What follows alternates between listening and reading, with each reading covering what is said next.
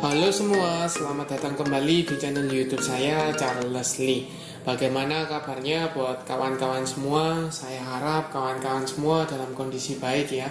Kemudian portofolionya bisa growth dan tetap hasilkan cuan dari pasar modal Indonesia. Oke, pada kesempatan kali ini saya akan membahas satu saham ya yang cukup terkenal. Sempat beberapa kali saya bahas, saya bikinkan analisanya. Dan kalau teman-teman lihat satu minggu ini dia sudah patah tren atau berada di bawah support kuatnya ya. Ada apa sebenarnya untuk saham ini? Saham ini adalah saham Inco atau Vale Indonesia. Nah, pada kesempatan kali ini saya akan mencoba mencari tahu kenapa saham Inco mengalami koreksi ya. Kalau teman-teman lihat 3 hari ke belakang ini mengalami koreksi, bahkan hari ini sudah di 6.700-an. Nah, buat teman-teman yang sudah punya saham Inco atau melirik saham Inco, pastikan teman-teman tonton video ini sampai selesai. Oke, tanpa berpanjang lebar ya, kita langsung masuk ke pembahasannya untuk Vale Indonesia Tbk atau Inco. Kita coba cek beritanya ya, ini melalui CNBC Indonesia.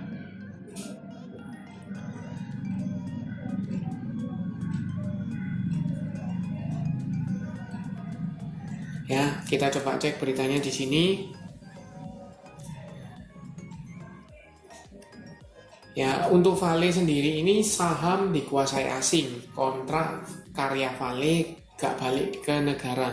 Nah, ini mungkin teman-teman yang belum ketahui agak bingung ya. Apa sih ini? Kemudian kontrak karya Vale apa? Nah, kembali ke negara seperti apa? Ini beritanya baru ya, tanggal 17 Februari 2023. Jam 3-an ya. Kita cek beritanya di sini. Di beritanya disampaikan bahwa kontrak kerja atau kontrak karya dari perusahaan tambang nikel asal Kanada di Indonesia yaitu Vale Indonesia Tbk itu akan berakhir di tahun 2025 mendatang ya. Jadi tepatnya 28 Desember 2025. Jadi ada kemungkinan untuk perpanjangan kontrak karyanya. Nah, sekarang teman-teman perlu tahu bahwa kontrak karyanya itu adalah pertama kali perpanjangannya itu tahun 1996 ya. Dimulainya di kapan? Dimulainya di 1968. Jadi cukup lama, cukup panjang seperti itu.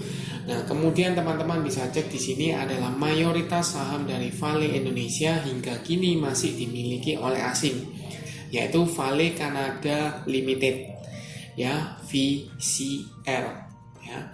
Kemudian ada Sumitomo Metal Mining Co Ltd ya. Jadi 15%-an. Jadi cukup besar, hampir 50 sekian persen, 59%-an itu dimiliki oleh asing.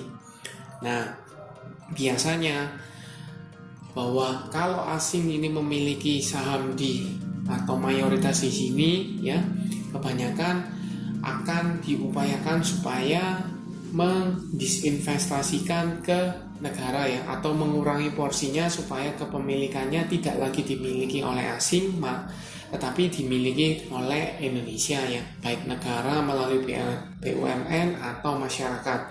Nah, seperti Vale juga ya, seperti Vale juga ini disampaikan bahwa dia mengakui bahwa Vale Indonesia harus menuntaskan pekerjaan rumah terlebih dahulu sebelum kontrak karya berakhir pada tahun 2025 ya mendatang.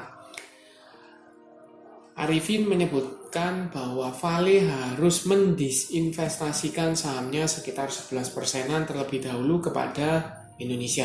Jadi jelas ya, karena kepemilikannya asing, maka dia diharuskan ya untuk disinvestasikan ke negara ya, atau mengurangi porsinya untuk dikembalikan ke negara. Nah, apakah karena ini mendekati dari proses perpanjangan kontrak sehingga ada kemungkinan untuk disinvestasikan ke negara? Apakah seperti itu menyebabkan asing keluar dari saham Vale ya, seperti itu? Atau yang kedua, kalau dilihat dari beritanya berkaitan dengan laporan keuangan untuk Vale, bahwa Vale terbebani harga minyak. Beban pokok naik 22% di tahun 2022. Kebetulan kalau teman-teman cek ya, laporan keuangan untuk Vale full year ya. Jadi untuk tahun 2022 sudah keluar di sana.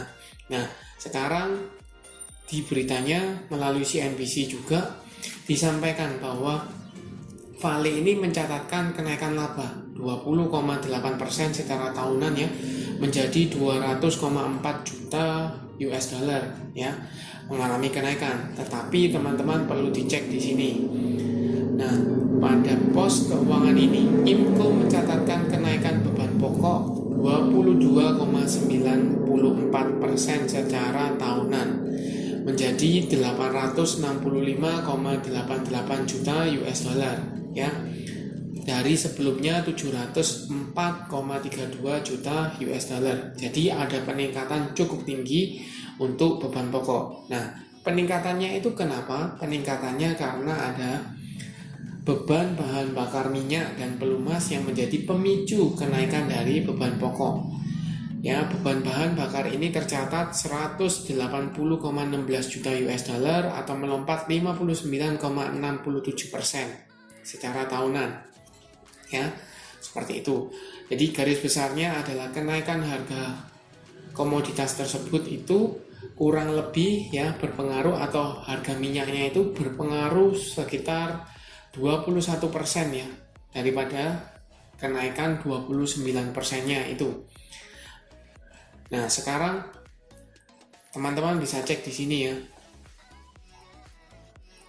Nah, kenaikan harga komoditas masih bisa dikompensasikan oleh rata-rata harga nikel tahun 2022 yang 35% lebih tinggi dari tahun 2021. Perlu diingat, harga komoditas nikel itu juga mengalami kenaikan.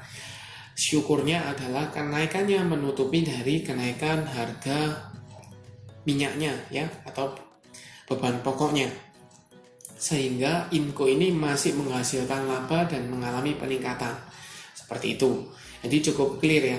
Sekarang kita kembali ke chartnya.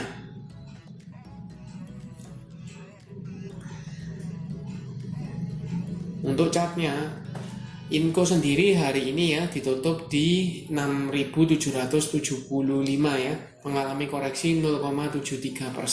Sebenarnya kalau teman-teman lihat, saya sempat buatkan videonya bahwa di sini ada support cukup kuat ya, support area psikologis ya di level 7.000. Itu seharusnya cukup mampu menahan pergerakan dari saham IMCO. Terbukti dia beberapa kali ya menahan pergerakan dari saham IMCO. Tetapi per dari tanggal 10 Februarian itu dia sudah berada di bawah garis EMA 50 ya. Kemudian garis EMA 50-nya juga mengarah ke bawah, mengindikasikan apa ini? Ini ada tekanan jual cukup tinggi ya. Sehingga teman-teman bisa cek, kemarin sudah confirm di bawah level 7.000 dan hari ini lanjut koreksi ya, lanjut mengalami penurunan. Kemudian teman-teman bisa cek garis MACD, ini juga mengarah ke bawah, konfirmasi lanjutannya bahwa ada tekanan jual seperti itu. Walaupun teman-teman bisa lihat di sini ada EMA 200 ya, masih di atas EMA 200 di 6.734. Tetapi teman-teman perlu lihat ya bahwa ini cukup berdekatan dengan harga penutupan sekarang. Nah, pertanyaannya adalah, kalau teman-teman sudah punya saham Vale atau IMCO ini di level 7.000, apa yang bisa dilakukan? Sekarang kan sudah floating loss ya, seperti itu. Teman-teman perlu sedikit hati-hati. Kenapa? Karena saham IMCO ini masih ada kecenderungan dia patah trend. Kenapa? Karena dia sudah breakdown dari EMA 50 dan support kuatnya. Sekarang dia bertahan atau masih menguji EMA 200 ya. Jadi sekali lagi masih harus berhati-hati. Apakah saham IMCO ini akan terjadi pantulan atau rejection di EMA 200? Mungkin.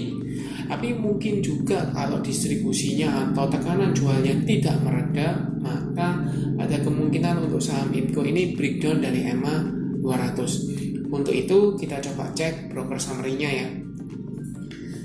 untuk saham Vale. Saya coba cekkan Vale ini dari bulan Februari awal ya, tanggal 1 sampai dengan tanggal 17. Kalau kita coba cek secara net ya, net value-nya secara net, ini jelas distribusi masif ya. Oleh siapa? Oleh BB, CS, ZP, AK, dan AI. Yang nampung siapa? Yang nampung ada BK, CC, PD, EP, dan LG. Kalau kita berkaca ke BK-nya saja ya, kita salah satu sampling BK-nya saja itu di 7.037, posisi sekarang di 6.775. Jadi sudah floating loss ya, seperti itu. Kalau kita lihat seperti PD, EP ini malah di 7.100-an ya. Jadi minusnya lebih besar, seperti itu. Kemudian yang jual, harga rata-rata teman-teman bisa cek ya, di level 7.000-an, 6.900. Jadi ini jelas ada buangan barang. Untuk memastikan kita coba cek tanggal terakhir ya, tanggal 13 atau minggu terakhir, minggu ini ya, 13 sampai dengan tanggal 17, jelas distribusi ya. Jadi ada buangan barang di sini. Ada CS, BB, RX, AK, OD ya, yang nampung BK, YP, CC, Aset, dan PD. Kemudian kalau dilihat secara foreign flow-nya di sini, jelas masih ada buangan barang ya. Jadi cukup clear di sini bahwa mengkonfirmasi ya, karena garis EMA 50-nya mulai mengarah ke bawah, kemudian secara chart koreksi beberapa hari, kemudian garis MACD ini masih mengarah ke bawah, mengindikasikan ada distribusi. Kita lihat broker summary-nya juga distribusi, seperti itu. Jadi apa kesimpulannya untuk saham Inco? Buat teman-teman yang mungkin sudah punya di level 7.000 ya, level 7.000-an, mungkin bisa pertimbangkan untuk cut loss apabila saham Inco ini breakdown dari EMA 200. Kenapa? Kalau dia breakdown dari EMA 200, dia confirm patah trend ya. Sudah confirm patah tren, ada kemungkinan dia untuk dibawa mengalami koreksi lebih lanjut. Kalau teman-teman misalnya siap atau untuk investasi harapkan dividen, mungkin masih bisa, tetapi time frame teman-teman mungkin akan berbeda. Nah, untuk time frame-nya misalnya swing trade atau ambil di buy on weakness seperti itu, ini jelas bahwa ada tanda-tanda distribusi masif dan dia berusaha untuk bertahan di EMA 200-nya. Jadi penuh dengan resiko. Lebih baik teman-teman bisa, kalau belum punya ya, bisa tunggu wait and see apakah EMA 200-nya ini mampu menahan, baru teman-teman spekulasi buy. Kemudian kalau teman-teman sudah punya, seandainya mau averaging down untuk turunkan averaging price, teman-teman harus lihat minimal bagaimana. Minimal dia harus tertahan atau membentuk base baru di sekitar EMA ya, EMA 200, kemudian distribusinya mulai mereda. Kalau distribusinya tidak mereda atau masih distribusi tetapi harganya sudah berkisar di sini, tidak membentuk base baru, maka teman-teman jangan averaging down di sana. Lebih baik untuk teman-teman cut loss ya, amankan modal, tunggu kembali di daerah supportnya. Mungkin let's say paling dekat di sini ya, di 6.400. Apakah bisa pasti terjadi pantulan di 6.400? Belum tentu. Teman-teman perlu cek, teman-teman perlu pantau apakah distribusinya mereda, kemudian EMA 200 ini mampu menahan atau tidak. Kalau mampu menahan mungkin akan membentuk shadow ya, shadow menyentuh 6.400, kembali lagi di atas seperti ini ya. Ini kan dia belum bisa dikatakan dia breakdown, karena kenapa? Dia menyentuh walaupun ditutup di bawah nih di sekitar 5.400-an, tetapi besoknya dia sudah mencoba untuk kembali ya di 6.000-an, 5950, kemudian besoknya lanjut seperti itu. Jadi mungkin ini karena EMA 200 ya, mungkin dikasih kesempatan untuk rehat ya, karena beberapa hari ini koreksi, mungkin dia akan rehat pantulan seperti itu. Tapi belum tentu, atau jangan langsung averaging down. Kenapa? Takutnya ketika dia dead cat bone ya, kena penurunan, kemudian di sini ada pantulan ke level 7.000 dia gagal, turun kembali. Seperti itu. Jadi teman-teman perlu pantau, yang perlu dilihat adalah tekanan jualnya apakah sudah mulai mereda. Ya, seperti itu. Kemudian teman-teman juga cek. Kalau teman-teman mengincar dividen ya, memang kenaikan labanya meningkat, rasionya dividen payout, rasionya untuk Inco juga cukup bagus ya. Tetapi masalahnya adalah berapa lama teman-teman harus tunggu sampai dengan keluarnya come date, kemudian RUPS-nya supaya pembagian dividennya berapa itu keluar ya. Kalau time frame-nya teman-teman panjang, pasti teman-teman tidak akan langsung hajar di level 7 ribuan. Mungkin teman-teman sudah mulai cicil itu ketika di 6.000 sekian ya, level tersebut. Oke, sekian untuk video kali ini. Terima kasih sudah menonton sampai akhir. Jangan lupa like, share, dan subscribe channel YouTube saya. Dan semoga melalui video ini teman-teman bisa mendapatkan insight ya, masukan. Bukan berarti saya sok atau mengajari teman-teman, tidak, cuman kita belajar menganalisa untuk saham ya, supaya meminimalisasi resiko teman-teman ya, seperti itu. Buat teman-teman feel free for comment untuk request saham apa yang akan dianalisa, silahkan komen di kolom komentar. Sampai jumpa di video